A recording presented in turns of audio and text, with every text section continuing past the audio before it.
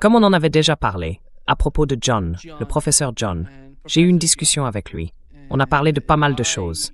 La guerre en Ukraine, le Moyen-Orient, tout ça. Et j'aimerais commencer par là. Mais avant d'y venir, il y a eu une énorme explosion en Israël, comme on le voit sur cette image. Qu'est-ce que c'est que ça, Larry? Quand on regarde ce qui se passe en Israël, c'est quoi ce bordel?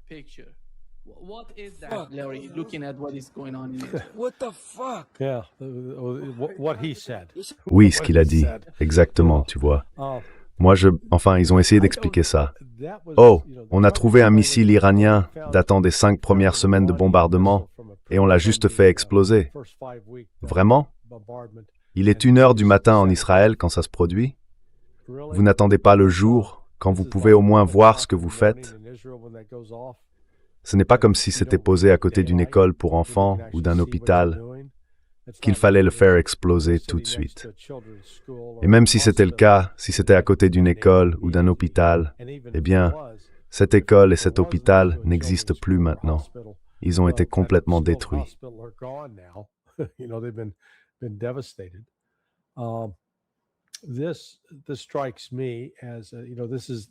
Pour moi, ça ressemble vous savez, c'est un site connu, une usine où l'on fabrique des moteurs de fusées, du carburant, des armes.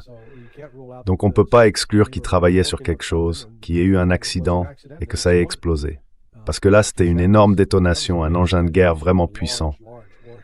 Et ce n'était pas un accident prévu, pas une explosion planifiée, loin de là. Certains disent que c'était délibéré. Moi, je ne le crois pas du tout. Mais bon, on verra bien. Il y a eu des spéculations sur un sabotage iranien. Là encore, je ne vois pas l'Iran prendre l'initiative d'une attaque. Ils ont l'avantage diplomatique et ils vont continuer à le garder.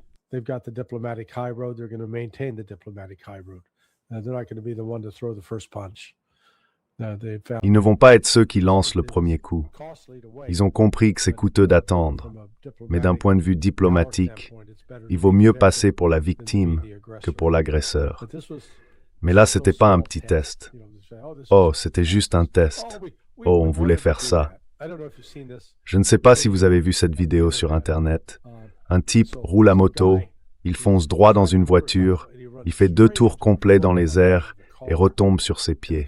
Il dit « Oui, c'était prévu. » Eh bien, c'est exactement ça. Oui, on voulait faire ça. Oui, vous avez fait exploser la moitié de votre base. Désolé, mais moi, j'y crois pas.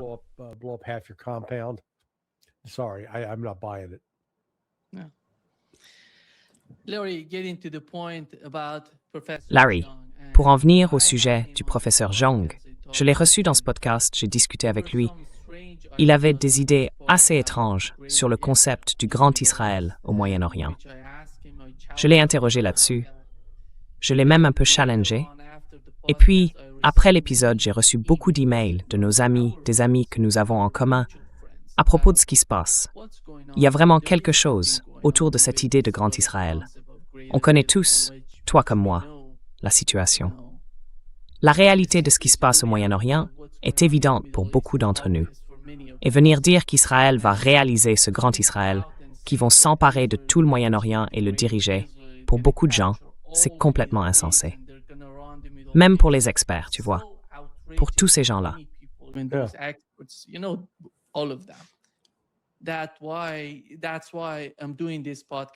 C'est pour ça que je fais ce podcast. Ce n'est pas une attaque contre lui. On remet simplement en question les idées qu'il avance, les prédictions qu'il fait. Ce n'est rien de personnel. Et je pense que quand on publie quelque chose, quand on fait une prédiction, il faut accepter qu'on puisse la contester. Il faut en parler, il faut regarder la réalité à travers ce genre d'affirmation, à mon avis. Et d'ailleurs, il a fait récemment un podcast qui a eu plus d'1 million de vues, même plus de 5 millions, dans lequel il dit que l'une de ses prédictions, c'est le Grand Israël. Et voilà, Larry, ce qu'il a dit dans ce podcast à propos d'Israël. D'accord. Israël recèle pas du Howard. Et vous avez un calendrier pour ça? Au moment où l'Amérique mettra fin à cette guerre contre l'Iran, au moment où elle quittera le Moyen-Orient, Israël réalisera le projet du Grand Israël. Et ce qui est vraiment intéressant en ce moment, c'est qu'Israël essaie de prolonger cette guerre le plus longtemps possible, parce qu'il voit ce conflit comme un moyen d'éliminer tous ses grands ennemis dans la région. Vous savez, les Israéliens l'ont déjà dit, après l'Iran, ce sera la Turquie. Alors, Thaiki, vous pensez qu'Israël va conquérir le Moyen-Orient? En réalité, Israël a déjà d'une certaine façon conquis le Moyen-Orient.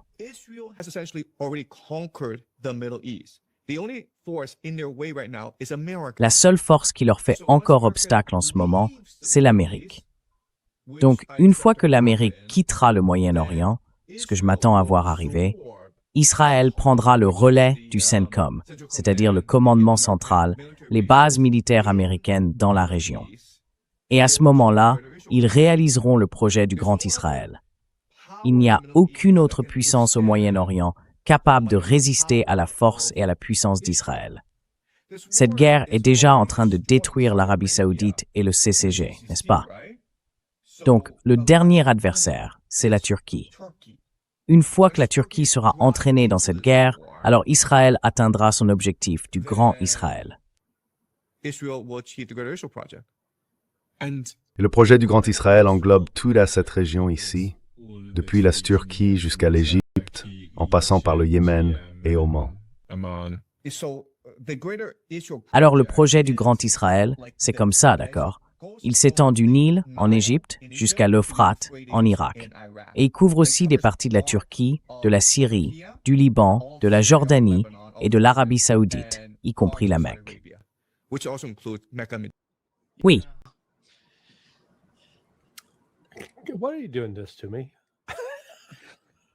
Pourquoi tu me fais ça? Franchement, écoute, j'avais un peu écouté ce type. Et dès les premières choses que j'ai entendues sur lui, j'ai su qu'il racontait n'importe quoi. Pour moi, c'est clair. C'est probablement un agent du renseignement israélien. Il est utilisé dans une opération d'influence, parce que ce qu'il raconte, c'est complètement délirant. Bon, prenons un peu de recul et regardons les faits. Israël aurait déjà conquis tout le Moyen-Orient. Allons, il n'arrive même pas à conquérir Gaza pour l'amour du ciel. D'accord? Et comment tu sais ça? Eh bien, tout a commencé le 7 octobre avec l'attaque du Hamas, puis dès le 8 octobre, la riposte d'Israël.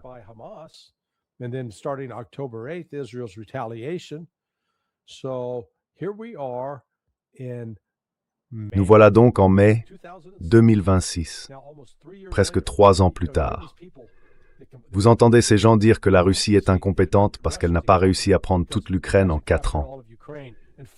Mais la quantité de territoire que la Russie a conquise en Ukraine pendant ces 4 années et plus, c'est l'équivalent de 5 fois la bande de Gaza, d'accord? 5 fois. Et la Russie, elle, se bat contre l'OTAN, ou plutôt contre une armée soutenue par l'OTAN, équipée de chars, d'artillerie, de drones. Pendant ce temps, Israël affronte le Hamas, qui n'a rien de tout ça, juste des armes de poing, quelques lance-roquettes, des fusils à longue portée, des fusils de précision. Et pourtant, ils ont tenu tête à Israël, complètement, sans qu'aucun camp ne prenne le dessus.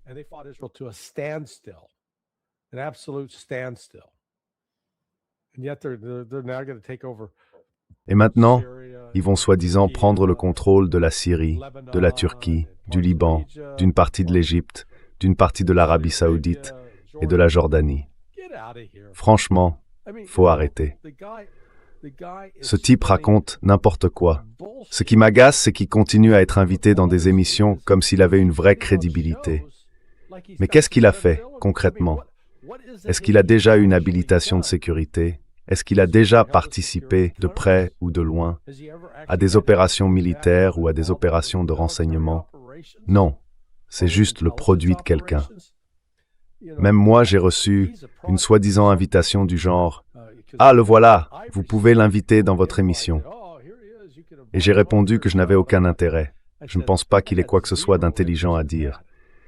Et puis on me dit « Ah, il a prédit ceci, il a prédit cela. »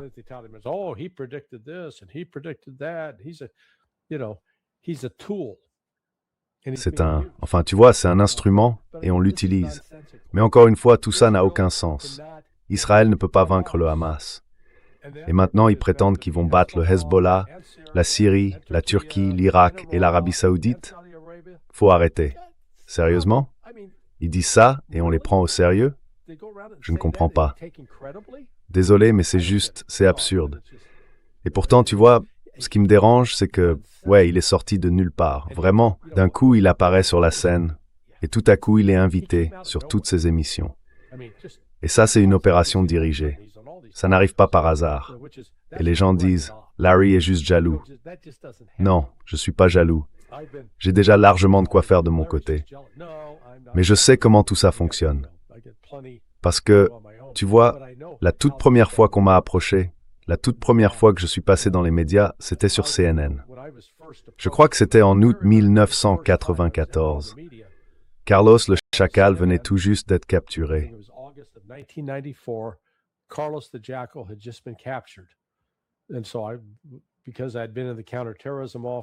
Et donc, comme j'avais travaillé au bureau de la lutte antiterroriste, et que le type qui réservait les invités pour venir parler à la télé était le frère du responsable presse de mon ancien bureau, Joe et Pat Reap, tu vois, les frères irlandais, eh bien, une fois que je suis passé à la télé et que les gens m'ont vu parler, ils se sont dit « Ah, il a l'air de savoir de quoi il parle ». Et à partir de là, j'ai été invité sur toutes les chaînes, ABC, CBS, NBC, MSNBC, Fox, toutes. Donc je sais comment ça se passe. Ce gars-là, il est juste apparu comme ça, et tout d'un coup, il devient un phénomène. Tu vois, il a été invité par Danny Haiphong, par Glenn Deason, je crois même par Jimmy Dore. Bref, il se met en avant. Et encore une fois, souviens-toi, c'est lui qui t'a contacté. C'est pas toi qui l'as invité à venir dans ton émission.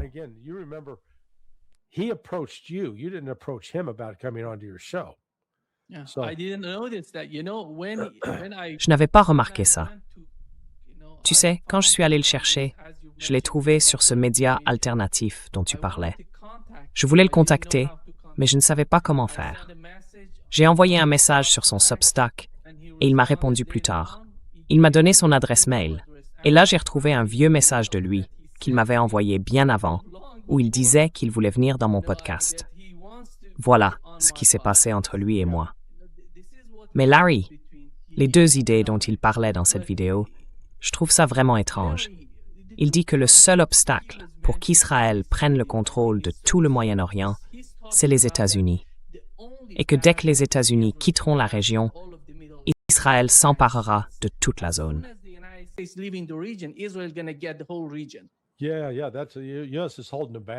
Oui, les États-Unis les freinent. Les États-Unis financent tout ce truc. Sans l'argent américain, Israël serait complètement à la dérive. Et je ne comprends pas. Ce type Jiang, je croyais que tous les Orientaux étaient censés... Enfin, c'est raciste, mais qu'ils étaient censés être bons en maths.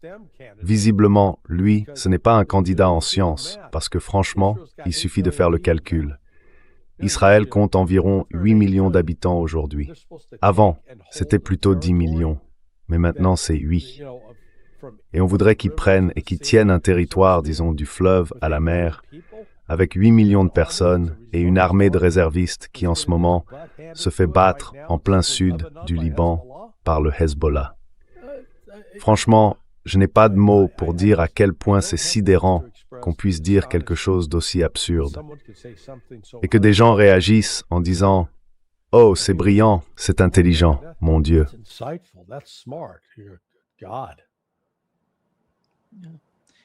me fait penser à Francis Fukuyama. Il avait dit « la fin de l'histoire ». Oui. La fin de l'histoire est là, mais c'est tellement étrange.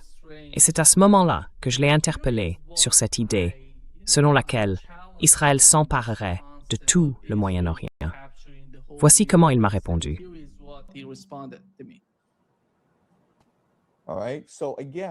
Encore une fois, si vous regardez simplement les dossiers Epstein, la façon dont vous pensez que le pouvoir fonctionne, la façon dont vous imaginez que le monde est dirigé est probablement fausse. Oui, très probablement.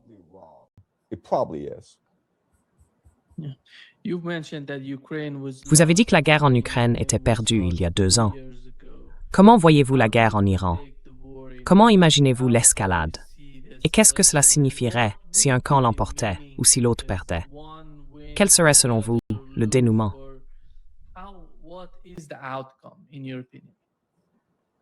There will be no I mean, the outcome is very simple. The outcome has been preordained. Le résultat, en fait, est très simple. Tout est déjà écrit d'avance. Le but, c'est de tuer le plus de monde possible, de détruire toute l'économie mondiale, de détruire l'Iran, de forcer les États-Unis à quitter le Moyen-Orient, de détruire les États du Golfe, d'entraîner la Turquie dans la guerre, de mener à la création du projet du Grand Israël, puis à terme de ce qu'ils appellent la Pax Judaïca, et ensuite de créer les conditions d'une nouvelle guerre mondiale, appelée la guerre de Gog et Magog, où la Russie et l'Iran attaqueraient ensemble Israël, ce qui marquerait la fin du monde. C'est un scénario, c'est un plan qu'ils ont en tête. Tout est déjà prévu, tout est écrit, et c'est exactement ce qui va se passer. La seule question, c'est le calendrier. Combien de temps ça va prendre? Mais ils enverront des troupes au sol en Iran. Ce sera une catastrophe. L'Iran sera anéanti, l'Amérique sera forcée de quitter le Moyen-Orient, et Israël deviendra la seule puissance encore debout dans la région. Voilà ce qui va arriver.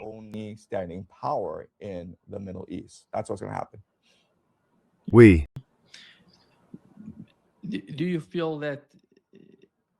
Pensez-vous que le leadership au Moyen-Orient, en Asie de l'Ouest, serait surtout influencé par les Israéliens? Parce que, comme vous l'avez dit, c'est un pays d'environ 9 millions d'habitants, et on sait bien qu'ils n'ont ni les moyens, ni le nombre pour occuper tout ce territoire. Alors comment vont-ils gérer ça? Parce que ce n'est pas seulement une question d'Iran ou de Turquie. Vous voulez dire qu'ils commenceraient par l'Iran, puis s'en prendraient à la Turquie? Mais dans l'ensemble, physiquement, Israël n'a pas la capacité de faire ça.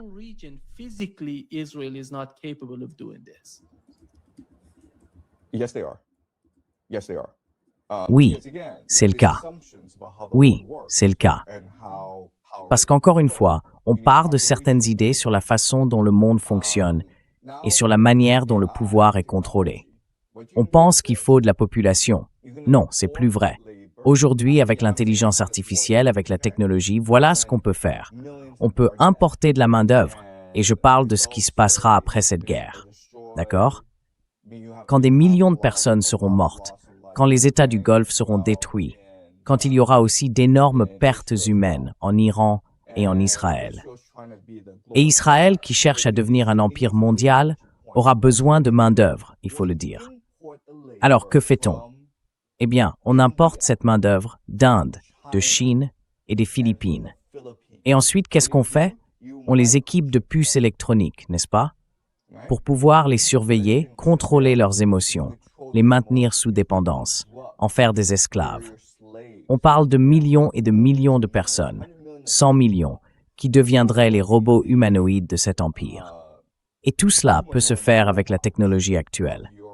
Il n'est même pas nécessaire d'en inventer de nouvelles pour ça. Mais il faudra un état de surveillance fondé sur l'intelligence artificielle. Et c'est pour ça que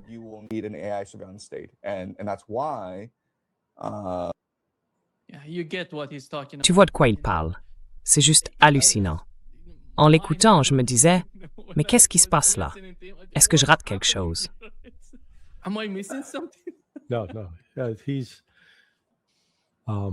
Non, non. Où est-ce qu'il habite? Allons voir où il habite, parce que je suis sûr qu'il y a un hôpital psychiatrique pas loin qui a perdu un patient. Quelqu'un s'est échappé. Il est fou. Complètement délirant. Voyez, voilà Israël. Avec une population, vous avez dit 9 millions. Certains disent 10 millions, mais je pense que beaucoup sont partis. C'est quelque part par là. La Turquie, c'est 90 millions d'habitants, et Israël va les contrôler, alors qu'en ce moment, Israël ne peut pas, je le répète, ne peut pas contrôler les Palestiniens à Gaza. Oui, ils en tuent beaucoup, et ils en tuent aussi en Cisjordanie. Et ils ont déjà du mal à faire face au Hezbollah dans le sud du Liban. Et pourtant, ils vont s'en prendre à la Turquie, la Turquie, la Turquie, et à la Syrie, et à la Jordanie. Ah oui, bien sûr. Vous voyez, vous ne comprenez tout simplement pas. Vous ne comprenez pas comment le monde fonctionne.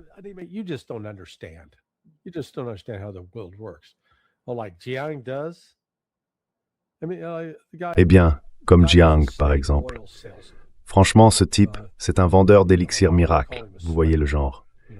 J'irais même jusqu'à dire un escroc, un de ces vieux bonimenteurs qui allaient de ville en ville vendre leurs soi-disant remèdes miracles. Ah, ça guérit tout, paraît-il. Bon, il a le droit d'avoir son opinion, d'accord, mais son opinion, elle n'est pas fondée sur des faits. Ce qui est intéressant, c'est que dans une autre présentation, il a recommandé, je dirais que c'est un faux chinois, parce qu'au lieu de se référer à la sagesse de Confucius ou de parler du bouddhisme ou de tout ça, eh bien non. Il conseille aux gens de lire la Kabbale. La quoi? Vous savez, la mystique juive autour des nombres? C'est ça son truc. C'est franchement bizarre. Donc comme je le disais, pour moi, il ressemble à une opération d'influence montée pour semer la distraction. C'est la seule explication que je vois.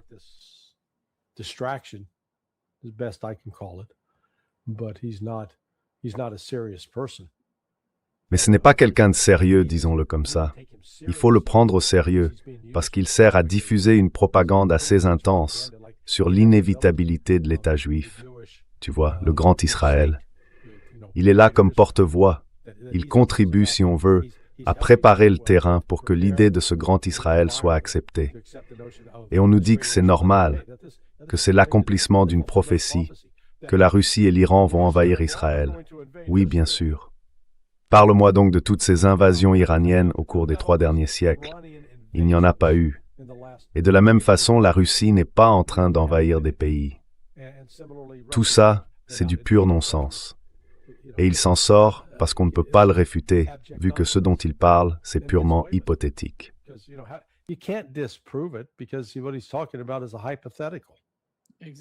Exactement. Tout tourne autour de la prévision, de l'avenir, et de quelque chose que personne ne peut vraiment, vous voyez. Oui, tout ce que tu peux faire, c'est dire « Eh bien, je ne suis pas d'accord avec toi. Je pense que tu ne sais pas vraiment de quoi tu parles. »